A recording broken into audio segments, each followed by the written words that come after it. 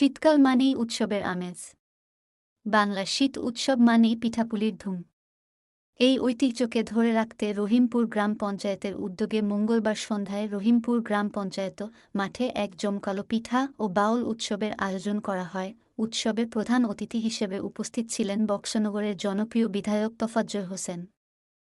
এছাড়াও উপস্থিত ছিলেন মণ্ডল সভাপতি অনিল চন্দ্র দাস, বিশিষ্ট সমাজসেবক সুভাষ চন্দ্র সাহা, বক্সনগর আরডি ব্লকের চেয়ারপারসন স্বপ্না নম, বিডিও সন্দীপ পাল এবং রহিমপুর গ্রাম পঞ্চায়েতের প্রধান সহ অন্যান্য গণ্যমান্য ব্যক্তিরা।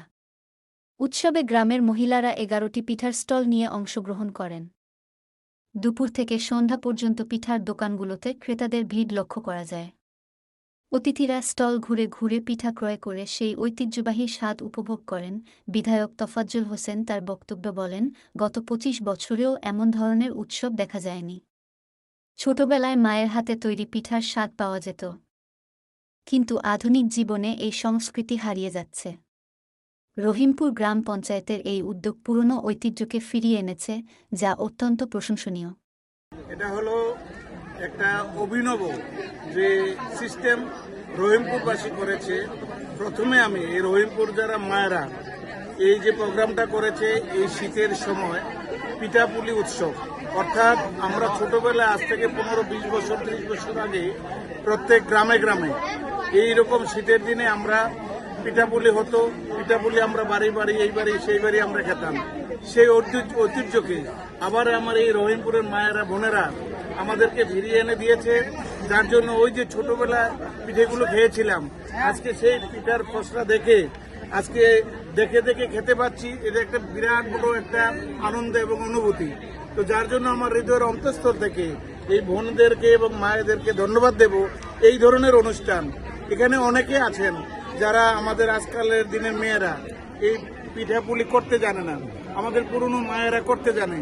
তাদের কাছ থেকে যে আজকে এই পুরনো দিনের স্মৃতি এবং মায়ের শরীরের গন্ধ আজকে পেয়েছি এই পিঠাপুলি মেলাতে, তার জন্য এটা আনন্দ আর বলার অপেক্ষা রাখে না। এই বক্সনগরের মধ্যে সেটা বিরল ঘটনা। আমি আশা করব এই রহিমপুরবাসী প্রতি বছর যেন আমাদের এই আনন্দটা থেকে বঞ্চিত না করেন। প্রতি বছর যেন আমাদের মনে এটাই থাকে যে পিঠা খেতে মন চাইলে আমরা রহিমপুর চলে আসব।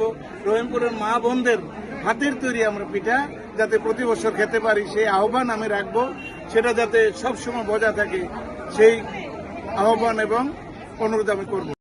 উৎসবে একজন স্থানীয় মহিলা তার স্টলে 14 রকমের পিঠা পরিবেশন করেন, যা অতিথিদের খুব মুগ্ধ করেন। উপস্থিত অতিথিরা জানান, এই ধরনের উৎসব প্রতিবছর আয়োজন করা হলে গ্রামের মানুষদের মধ্যে আনন্দ ছড়িয়ে পড়বে এবং বাংলার হারিয়ে যাওয়া ঐতিহ্য পুনরুজ্জীবিত হবে। উৎসবের সাফল্যে রহিমপুর গ্রাম পঞ্চায়েতকে ধন্যবাদ জানিয়ে স্থানীয়রা বলেন, এই ধরনের আয়োজন গ্রামের মানুষের মধ্যে মিলন ঘটায় এবং বাংলার সংস্কৃতিকে সামনে এগিয়ে নিয়ে যায়। আপনারা পিঠা বানাচ্ছেন? আপনারা যে পিঠা বানাচ্ছেন এই গ্রুপের নাম কি?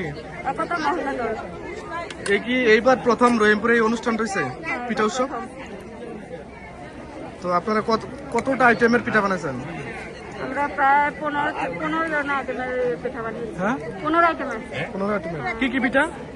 এই যে নারকেল পুলি, তারপরে বারান্দাস, সাজের পিঠা, ফুল পিঠা, দই পিঠা, তারপরে এই যে পাপকন পিঠা, তারপরে এগুলো চিরুনি পিঠা, এগুলা কি? সাজের পিঠা, চিতল পিঠা, তারপরে পায়েস। বক্সনগর থেকে প্রভাত ঘোষের রিপোর্ট, সংবাদ ত্রিপুরা।